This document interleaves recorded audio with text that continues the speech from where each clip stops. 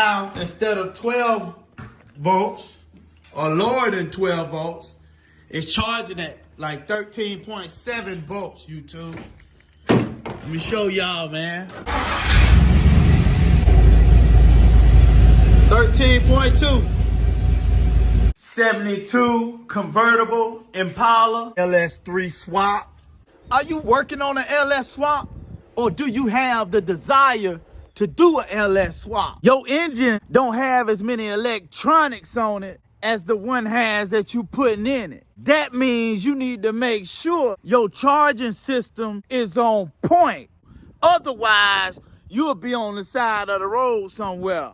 Today, YouTube, I'm gonna share with you something that you can do that's gonna help to make sure your charging system on your LS swap is charging like it's supposed to. You got to hear it for yourself. Then you'll see what I'm talking about. But before we do that, I want to ask you a question.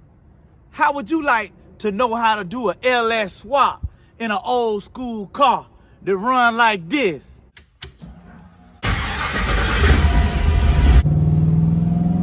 I'm satisfied, YouTube, YouTube.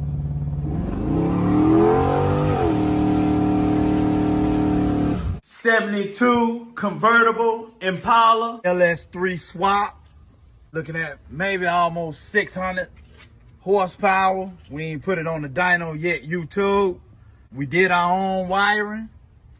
And we show y'all how to do the wiring, YouTube. Step by step.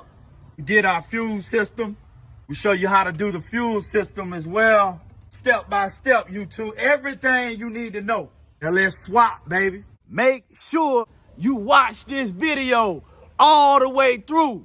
Make sure you click that subscribe button. Make sure you turn on your notification bell. That way you see all the videos when we post them. And I need for you to drop me a comment in the comment section and say I'm riding with Chevys R Us, Tone. Let Chevys R Us help you do your LS swap, YouTube. We a family, man. We gonna do this thing together. Y'all ready? Let's get it, YouTube.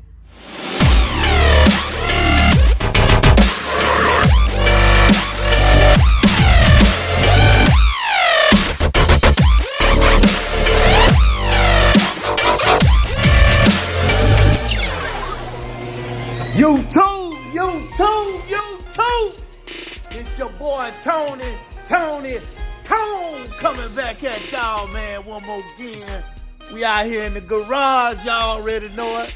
Coming back at y'all with another great hit, YouTube. Y'all know what time it is.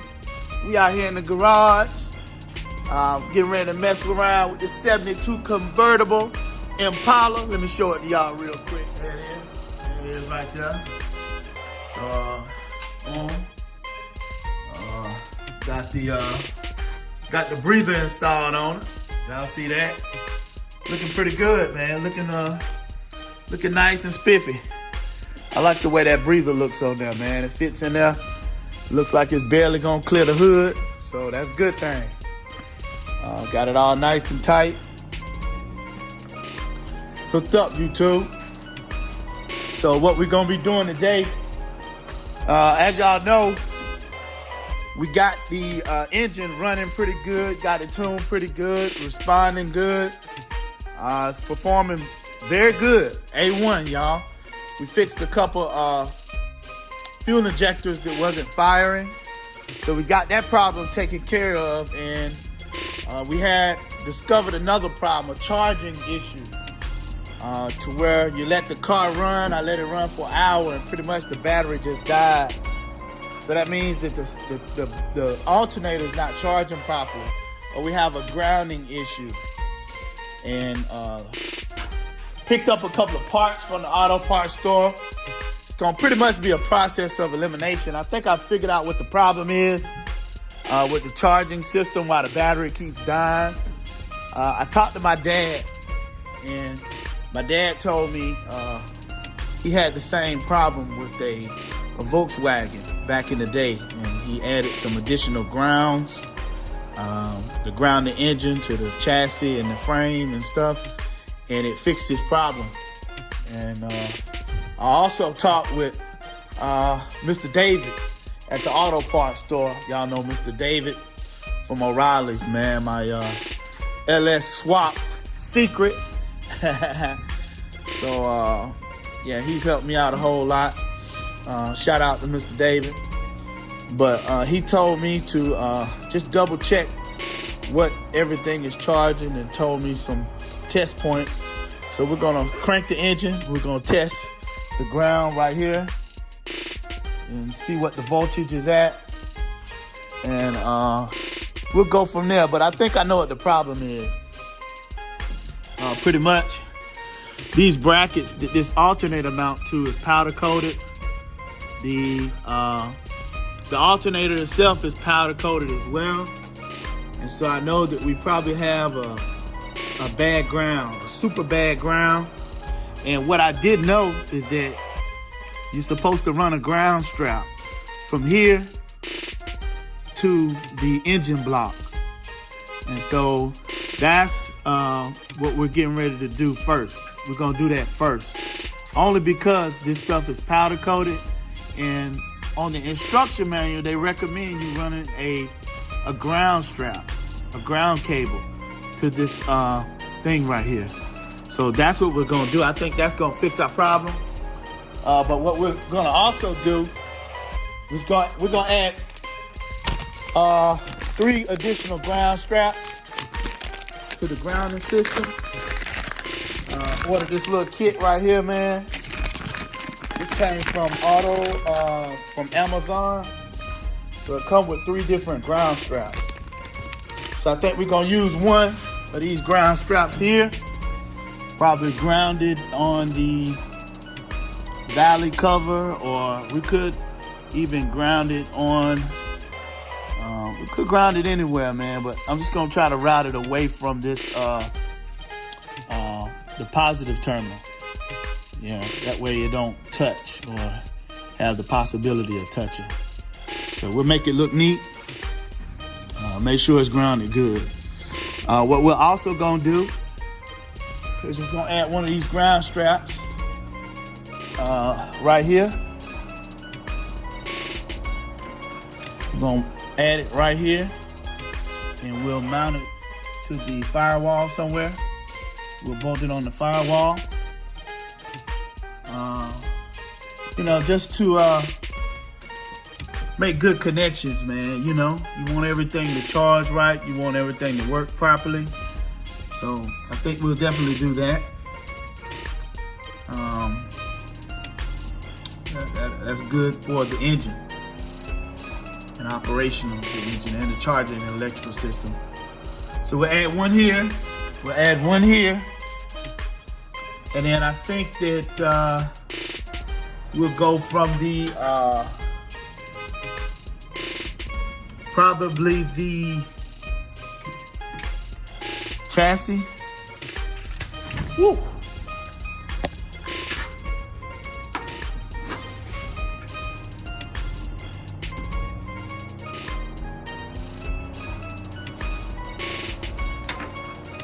Hope they ain't put no fuses.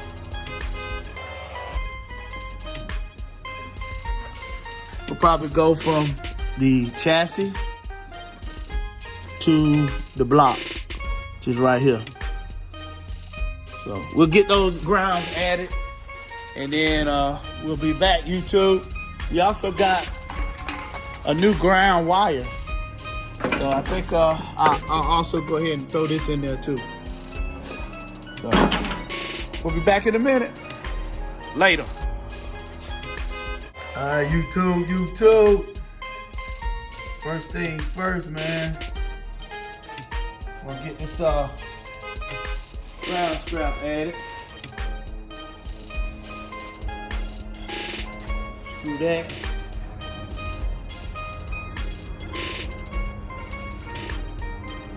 Put that on there. Put the lock washer back on there, YouTube. Put that 13mm nut back on there.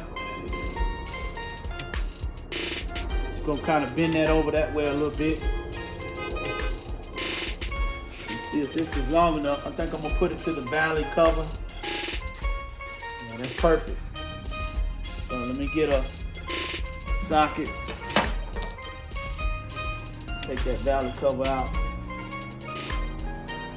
You get a socket and a wrench. Be right back. Get that valley cover pulled off. Got this impact socket.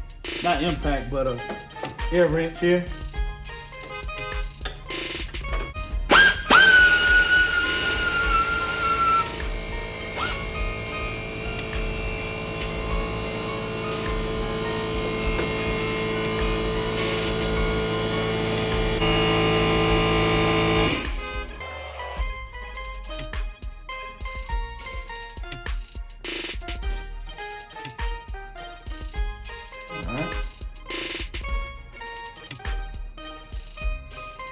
So now, what I'll do is I'll put the specified torque on it, YouTube.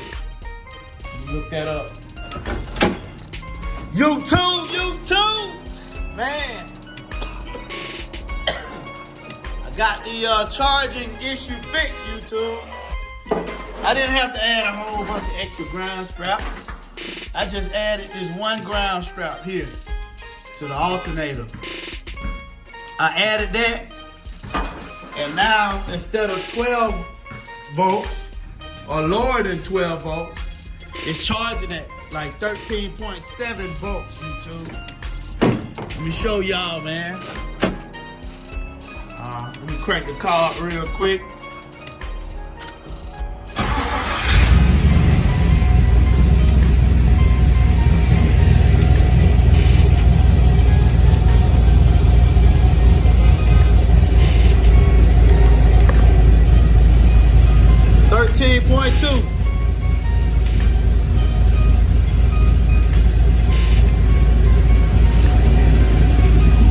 Probably even a little more.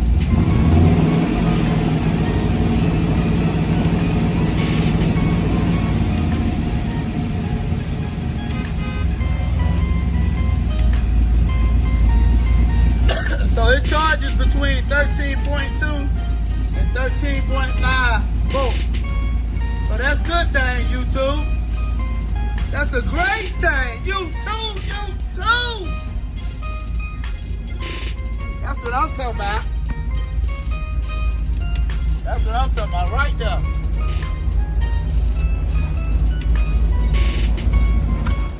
So I call that a win, YouTube. I got my neighbor over here with me. Say what's up, man. What it do? Hey, that's it. Straight up. Yeah, that's it, YouTube. So we're gonna pull this thing out the garage, and you know, we're gonna see where we go with it, YouTube. So we'll be back in a minute.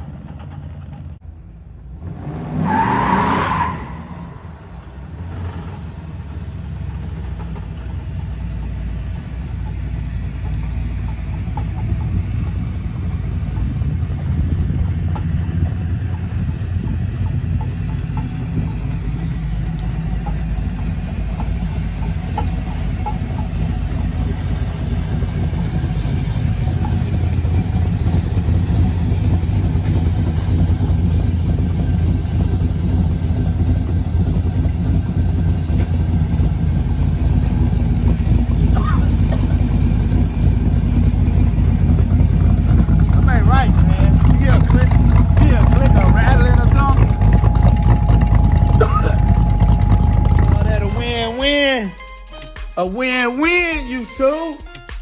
Persistence pays off. Never giving up. perseverance, YouTube. You know, now I know that much more. Now I'm stronger in the troubleshooting area when it comes to vehicle charging, man.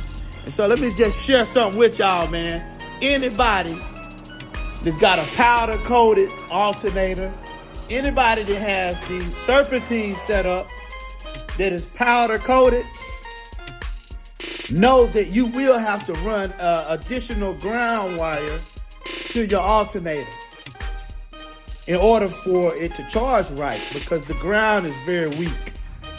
So, you know, I battled with that for a couple weeks. The charging issue, having to recharge the battery, having to keep recharging the battery. I ain't got to do that no more. All because, you know, the alternator was not properly grounded, which is what my dad originally told me. Shout out to you, Daddy. I appreciate it, man. Hey, listen to your parents. You know, appreciate it, Daddy. Appreciate it too, Mr. David. Mr. David from the auto parts store, man. My LS swap secret. Nobody don't know about, but it's out there now. Mr. David has helped me out a whole lot. I appreciate it. Thank you, Mr. David. But anyway, YouTube, I think that's gonna be it for today. All right, we'll be back in a minute. YouTube.